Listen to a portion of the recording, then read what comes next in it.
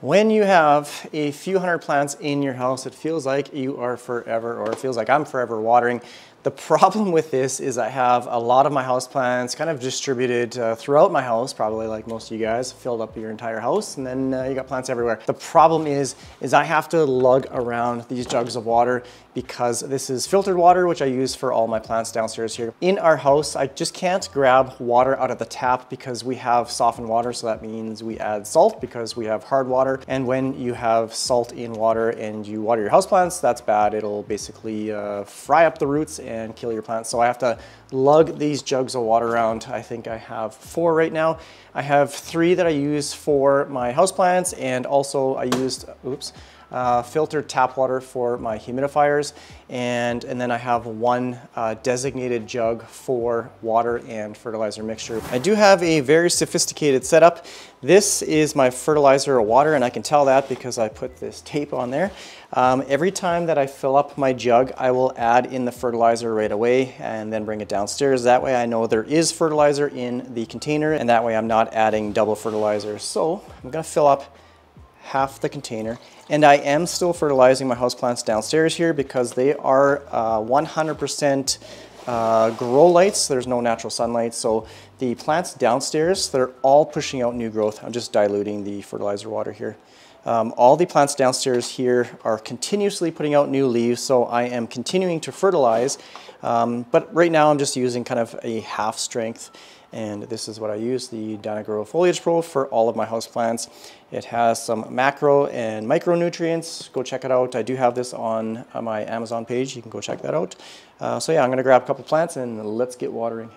I actually started filming a watering technique hack video yesterday, but I scrapped that footage because there was one, I guess, technique that I did have in the video that's kind of controversial, and I didn't want to give any misleading information, but I'm going to explain it a little bit better here today.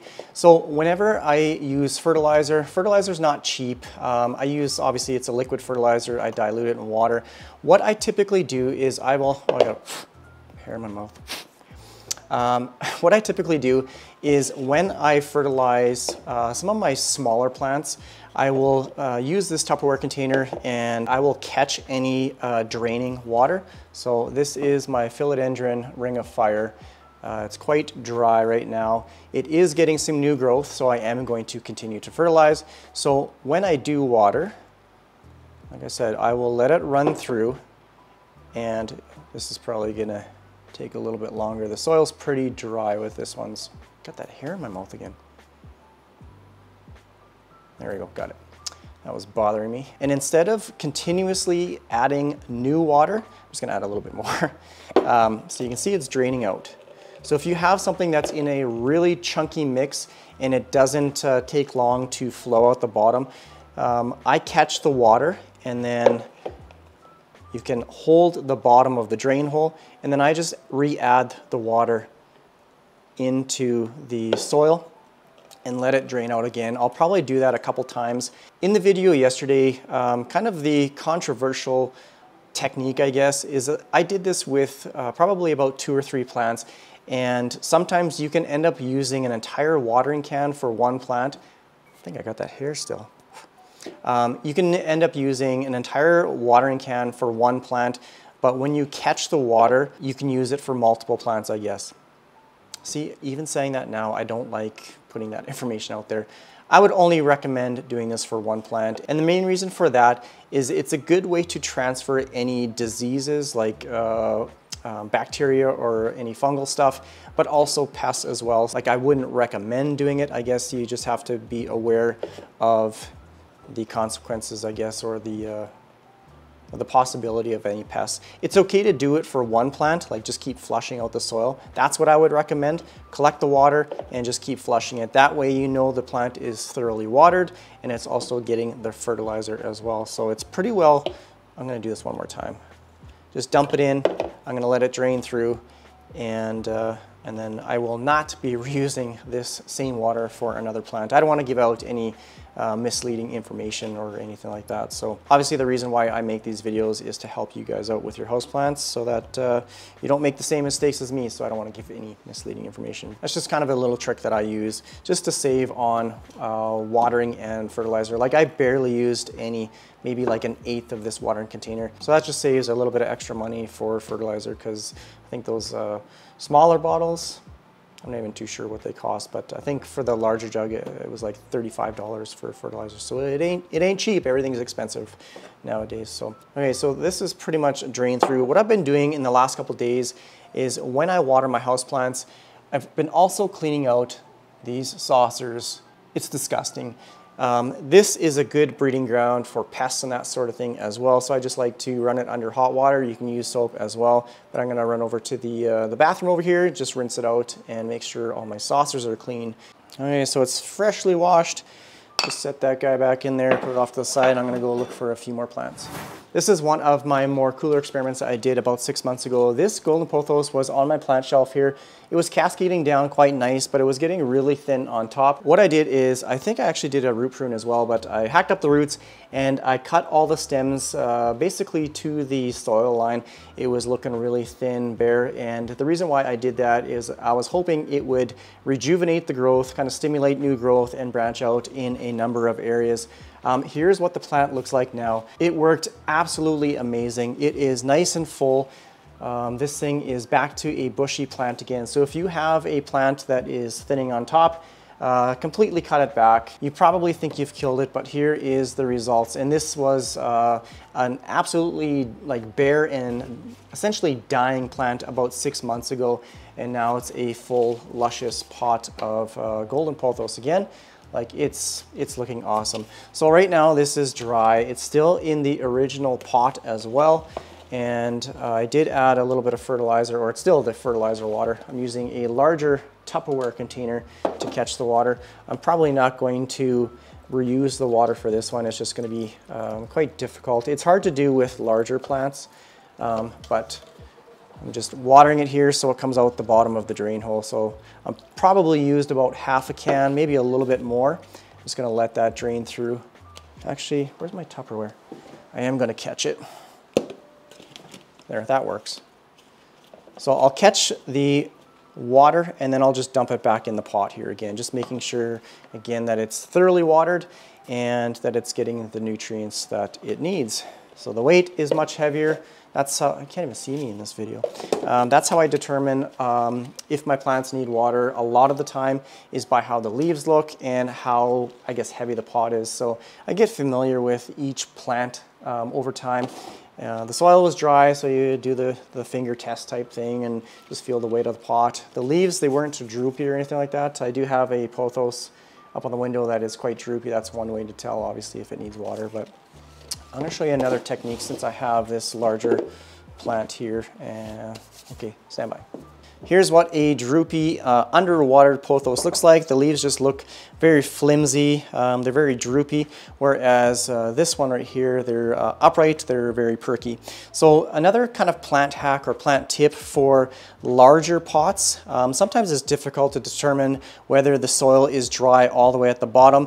It's easy when you have a smaller plant. You can just, you know, put your finger in and you can determine whether the soil is dry or not. But it's really tough when you have a large pot. Obviously, you can't jam your hand or your finger down into the bottom of the pot there. So what I like to use, if you don't have a moisture meter that reaches down in the soil, I just use a bamboo skewer. What you do is you just put it in the pot, put it all the way to the bottom, just leave it there for a couple seconds, and when you pull it out, you should be able to feel moisture on the stick. There's nothing on here, and if the soil is wet at the bottom or anywhere in the pot, oops, I just cracked a root. You should see some of that soil sticking to the bamboo skewer. Obviously, there's nothing there. It's completely dry. This is bone dry, so I'm going to water that here in a second. I'm just going to push that down to the bottom. I'm just going to leave this here for a few seconds, and when you pull it out, you can see there is some soil that is sticking to the skewer, and if you touch it, it actually feels wet. So this is just a simple, easy, cheap way to determine whether a plant in a larger pot needs to be watered or not. This is actually another chopped up like look at this leaf, it's broken. I did chop up my global green pothos a few months ago. I did buy kind of a larger pot, but it looked a little bit rough, so I completely hacked it up. I propagated these in water. What I'm gonna do for right now is I'm going to, oh, there's roots popping out the bottom. It still looks really good, but I definitely missed the watering. So, okay, I'm gonna put this in here. Just gonna add some water into the pot. I'm gonna let it drain through into the Tupperware container, and I'm actually gonna let this sit for probably 10-15 minutes just so that the soil has the ability to soak up as much water in, or retain as much water as it can, just so those roots over the next day or two can kind of rehydrate itself here, because I definitely underwatered this one. That's my problem with all these houseplants. Sometimes you forget like a certain area of plants. These pothos, they're in my basement window, so they are getting natural light in my little window ledge area, I guess. The rest of my plants downstairs here are getting 100% light from grow lights. These are by far my best performing houseplants, so I'm gonna let that kind of drip through. I'm gonna give it one more. And then I'm just gonna leave it in here for a little while, let the pot and the soil soak up all that water that it desperately needs. This pothos right here are all the cuttings from that larger one that I hacked up to the soil line. I did propagate them in water, and I did pot them up into some soil. Look at how full this is. That's a nice way, if you have a struggling plant, cut it up, you can make an entirely new plant for free. This is kind of turning into a watering hack video or technique video as well. For some of my plants that have these larger saucers, it has quite a large lip, I will bottom water like this as well. So I'll just pour some water in the saucer till it reaches the top of the lip, and then I will let the soil through the bottom of the drain hole soak up that water. Just gonna show how fast this is absorbing the water. Like, it was about 15 seconds ago at the top of the saucer, and it's already just soaking it up. One of the main benefits of bottom watering is it actually trains the roots to search out down into the soil for that moisture that's lower in the pot. When you water a plant from the top down, especially if it's a light watering, the roots will typically stay at the top of the soil line. That's why you need to thoroughly water so that it comes out to the bottom of the drain hole, so that it teaches those roots to grow down into the soil. You want a nice strong root system. Whenever I bottom water, I might fill up the saucer a couple times, but I'll never let the top of the soil get moisture.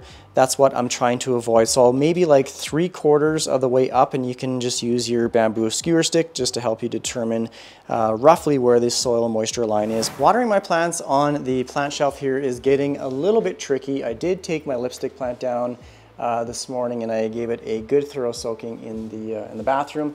Here is my Brazil. This thing is bone dry. I'm gonna actually, I'm gonna leave it on the shelf, but I'm gonna take it down and give it some water here as well. Looks like these few other ones. My Marble Queen, it's got a yellow leaf, just take that off. I'm going to bottom water these guys. I'm just gonna fill up the saucer. So this is a good example. I got another yellow leaf up here. What is going on? Okay, I know this plant is severely root bound. I just don't wanna deal with it yet. Like, the roots in the bottom of this, that's embarrassing. I need to put it in a bigger pot, but I'm running out of space, so that's why I haven't. Okay, it's down now. I'm just gonna put it over here. This thing needs some water. Okay, we're losing leaves like crazy. That's the first sign to a root-bound plant, is quickly losing leaves. It's got some nice vines on here, but I'm just gonna put it back up for, oh my goodness, look at that root, just dangling. So I'm going to add water in both the container and the saucer. So I'm gonna let that drain through first, just like that. And then I'll add some water in the saucer as well. This one I'm just gonna add, this is my kind of mixed pot of pothos. I'm just going to add the water just to the top of the saucer like that. If it soaks up really fast, then I'll definitely give it some more. Looks like it's going pretty fast. Holy smokes. That thing is just, like, look at, I filled it up right to the top, and it's already down below the lip there. So that's how fast plants will absorb water while bottom watering. This one doesn't have any in the saucer yet. So I'm going to now add some in the saucer. This is how you know you've neglected a plant, is when the stem dies. So this is my Hoya Pottsii. You can see right here is where the stem died back to. There's a green portion and then it's just turned brown. So I'm going to cut that right back to the node. Cut that off. I'm not too worried about this because where I made the cut, it'll start to push out a new branch or a new vine. It'll continue to grow. Here is the tiniest little leaf growing. So this one definitely needs some water. And the way I tell with most of my Hoyas if they need water is if the leaf feels a little bit flimsy. These Pottsii, they're fairly thick and they're fairly rigid. If you can bend them, or if they feel a little bit thin, then typically they need water, and obviously the soil is bone dry. I just cleaned out the saucer for this one as well. That's probably one of the more satisfying or interesting things that for me over the years is learning how to know when to water a specific plant. Obviously each plant is not the same. They're all completely different.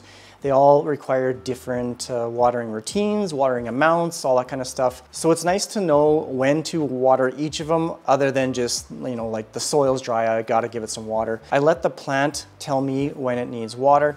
Now obviously these leaves aren't like wrinkly or anything like that. A lot of times when I don't have a little container like this to catch the water, I will put my finger over the bottom of the drain hole and then I will water it. This is when I have just like ample amounts of time.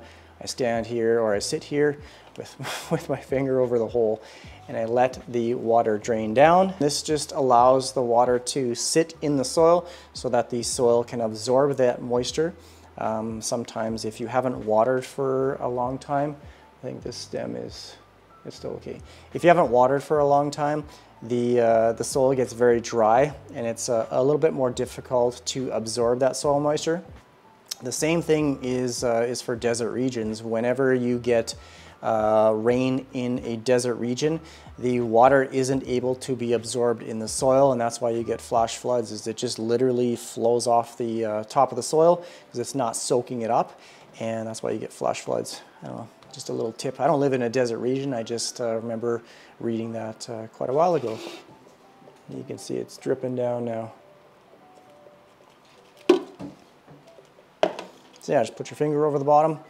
Let that water just absorb in the soil. This is a propagated cutting, or cuttings. I think there was, looks like 3 cuttings from my Pottsii upstairs. I absolutely love this one because of the sun stressing that happens on these leaves. And the leaves get quite large as well. These ones are a little bit smaller, but the one that I have upstairs, they're probably about like triple this size. And yeah, this is easily one of my favorite Hoyas that I have. But I just left it downstairs underneath these grow lights and it's doing exceptionally well. I just about hit myself in the face with this one. But they got the cutest little leaves. And where's that that new one? Yeah, this is how they form the new leaves. They send out these little runners, and then they get tiny little leaves over time. Okay, I got a couple jungle cacti up here. Here is a cutting of my fern leaf cactus from upstairs. It's sending out some new growth. So it sends out these stems. They're almost like little spikes, and then over time it basically fans out with their leaves, I guess. So yeah, there's 2 cuttings in here in the pot, and it's branched out. Looks like 2 on this one, 1 on this one, and look at these crazy aerial roots. Now the surprising thing about jungle cacti, these actually need more water than you think. This one I let get pretty dry, which I probably shouldn't. I'm gonna give it some more fertilizer here too. But it's kind of the confusing thing about the name, jungle cacti or cactus. They do come from very humid, hot conditions, so kind of the cacti or cactus in the name is a little bit deceiving. They like to be thoroughly watered. They like that higher humidity. I'm just gonna add a little bit of water in here as well. Just gonna do half and half. So this one I'm going to Just give it a good thorough soaking because the soil is absolutely bone dry. This is one where I'm going to reuse the water again. So let that drain through and then I'll just dump it back in the pot. So there is a little bit of fertilizer in here as well. Just gonna put it over the saucer, catch it, and just do that, kind of cycle it a couple times. You can already feel the weight of the pot is much heavier, so. And then I'll dump out the excess water. I'm not gonna use it with another plant. And then I'll do it, I'm gonna check my other Queen of the Night cactus. Set this guy aside. Now I'm gonna grab the other one. This is a cutting from my aunt. She had a large Queen of the Night. I can't remember the name now. But anyways, she gave me a bunch of cuttings from her plant and they just kind of exploded. And this is what I mean with their like little spikes. So it's just a very thin, narrow leaf and then it gets quite thick over time. The flowers on this plant is just absolutely gorgeous. They get, I can't even see them. They get these large white blooms that bloom at nighttime. I'm not gonna plug this for every video, but I did release my merchandise yesterday and it's been doing quite well. I absolutely love these, the design and this hoodie. I've been wearing it around the house constantly. Thanks to those that have placed orders, that have left kind comments on my merch video. I really appreciate the support, all the feedback. I hope you guys like the merchandise. Overall, I'm just absolutely thrilled by the response from you guys. Like I said, I can't thank you guys enough for watching my videos, for all the support. I have a number of frequent commenters on my Instagram and YouTube. You guys are the greatest. Yeah, I can't thank you enough for all the support. Obviously, my channel would be nothing without you guys, so I do appreciate all the kind comments and stuff. It's overwhelming some days how positive this channel is. Yeah, I'm just gonna let that drain through. I'm gonna go through a couple more plants around here just to see what needs water, but I did a lot of watering yesterday, and again, I tend to do a lot of these chores. This is just right in my face. I start these chores and then after the fact, think that, oh, I probably should have grabbed my camera, but it is quite time consuming when I'm having to stop recording, grab a plant, and so sometimes I just like to water without a camera. Really wasn't intending on this video to be long, but I have a feeling it's going to be a fairly long video. Look at this thing. This is huge. And that's the problem with taking all these plants off the shelves, is it gets tangled amongst themselves. It gets tangled in these grow lights. Okay, so might have to stake that one up at some point. Okay, hopefully the shelf. Oh, I have to bring my Brazil down still too. Okay, gonna put this guy back up here as well. I'm gonna tuck this one back in. Okay, now I'm gonna attempt at taking this Brazil down, because it is entangled quite often with this pothos. Actually, it's not too bad. Okay, this will be the last plant that I'm going to water. Yeah, it's dry. Can I put it in this pot? Yeah, I'm just gonna put it in this pot and give this one a good soaking. Sometimes when I water on the shelf, the soil will be dry and I'll just rely on the saucer to catch it. It'll run right through it and then into the saucer and overflowing down my shelf. It's like a cascading waterfall to the rest of my plants down here. And then I got to take the plants out, and then I got to clean the floor because I have laminate floor down here. Yeah, and I don't want it warping or anything like that. So I'm constantly watching my watering. Okay, I'm going to fill this up. I'm going to give it a little bit of fertilizer here as well. This Brazil was looking a little bit thin in areas on top, so I did add some cuttings. I have lost a few, but I'm not pulling out the stems. I'm just cutting off some of the dead leaves, like that little guy. And then I'm just going to add some more water here. I kind of rushed it. I should have, like these cuttings were propagating in water. I just stuck it right in the soil. And then I kind of watered just at the back, hoping that the cuttings would stay hydrated and they could transition to soil. But what I should have done is taken those water cuttings, potted them up in a separate pot of soil. Once they transitioned to soil properly, then I could have just replanted or placed them back in the pot. And that's a better way to do water propagations into soil, is have them in their own pot instead of just hoping that the cuttings survive. Okay, this is pretty heavy now. I don't even know the weight limit for my shelf. I think it's getting pretty close to the maximum weight. Hopefully it doesn't fall off. Everything just keeps growing. That's the problem with houseplants. Everything keeps getting larger and heavier, and yeah. And obviously that's what's happening with the rest of the plants here as well. It's turning into quite a nice jungle tropical setting downstairs. It's so hard to believe that just a little over a year ago, this was a bare spot in my basement. Here's my new Soltech Highland grow lights. I am super thrilled with their performance, the amount of light that it projects onto my plant table here.